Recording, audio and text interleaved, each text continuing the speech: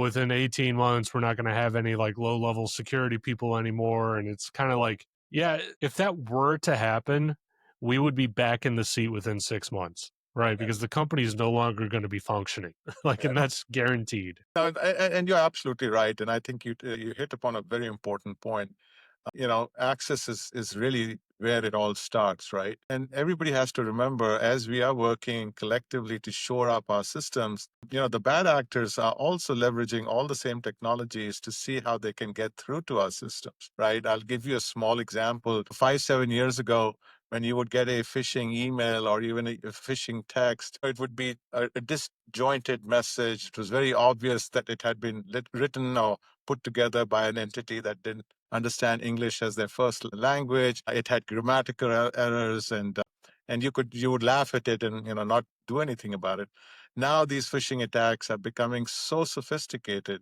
I recently got a couple of emails which was so amazingly doctored and came through as if they were actually coming from Amazon. And the reason that is happening is because the bad actors are actually leveraging AI to develop these mechanisms, including the messages, right? And regardless of where they're originating, the sophistication is coming through the use of AI. And that is really a great example of how we need to constantly be aware of everything that's going on around us, because the bad actors are also using the same tech to get at us, right? And access is always the weakest link. And again, I keep coming back to NetSphere is, today phishing, on email, you're slammed with spam constantly because it's an open environment. NetSphere actually keeps it closed and encrypted. And so we don't have spam on platforms such as ours. And so we are able to keep the front door closed. The employees are the weakest link, not because they it's just because these attacks have become so sophisticated that people, when they're doing their job, they see something come through, they don't pay attention to it, they click on the wrong link, and boom, you've compromised your environment. So I think access is very, very important. And knowing the fact that also, the bad actors are leveraging some of the same technologies requires us to really constantly reevaluate everything we're doing. But there is no, argument with regards to not doing the quantum proof. That's real and present danger that you have to react to. So, recently at my 9 to 5, we had a threat actor that was using AI to phish, my CFO to try and get him to send $20 million to an account and whatnot, right? So, they sent the email and the email was formatted properly. It looked like it was coming from the CEO. It looked perfect, right? There's nothing that would have raised an alarm or anything like that, because especially he's done it before. He's done it for the CEO before for a couple other times. So he was used to this kind of request, but he followed the process that we already set up internally, right? So follow up with a phone call, get on the phone, confirm that it's the CEO. Well, the attacker was using an AI, algorithm, right, that mimicked the CEO's voice, which is, very much out there, right? Like, you do earnings calls once a quarter, right? And the CEO is talking, you're getting their voice pattern and everything like that. So they replicated the CEO's voice. So it sounded exactly like him, came from his, personal cell phone, like you would expect and everything. And the only thing that stopped it right there was the fact that we had like a final layer of security, a final layer of authorization, and they couldn't answer that challenge question, right? Because it's a kind of a off the wall one. It's not related to anyone's background. It's like you either know the answer or you don't, and they definitely didn't. And that was the only thing that caught them up, Yeah. right? Like that was the only thing that stopped that attack from even happening, was that final piece, right? And you have this advanced AI that's mimicking a voice, that's sending Yep. off this email that looks perfect, right? All these other things are lining up, except for that one person with the brain between their ears that said, we need one more thing, right? Because I heard about this AI replicating voices over here. If he does that, he'll get past the second layer of authentication, but he probably won't be able to replicate it over here, right?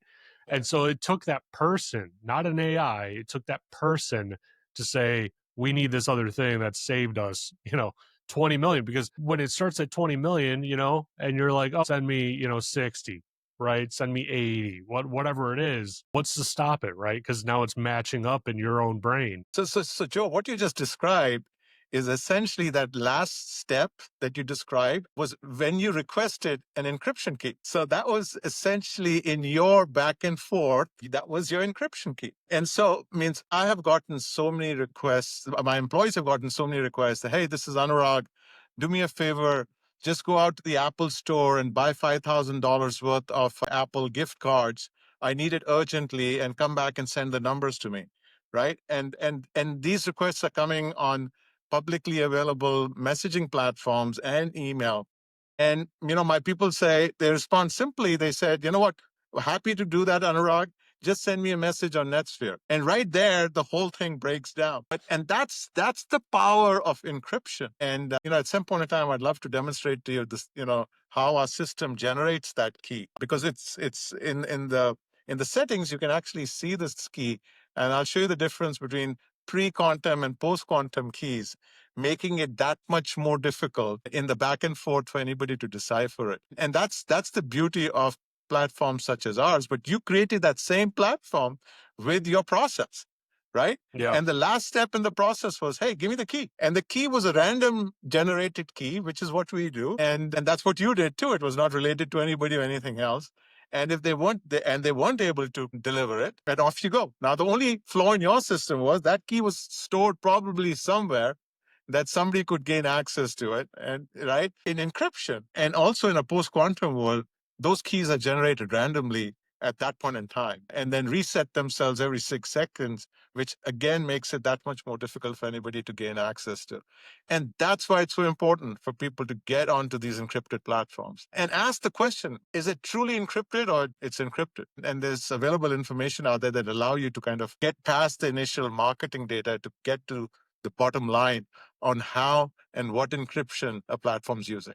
We share that very openly with our prospects as well. That's when they realize that what they're buying into is a very mature and well-developed platform. Yeah, yeah, absolutely. Well, Anurag, we've been going for almost an hour now, and we're unfortunately at the top of our time. But it's been a fantastic conversation. It's been very engaging, very thought provoking and whatnot. And we're kind of shedding light on an area that isn't very well known yet by most people, right? So it's always helpful to kind of go through it and dive in and what's out there, what's providing actual security and what. No, I really enjoyed our conversation as well. I actually did not realize we were at it for an hour, but yeah, it's an exciting time.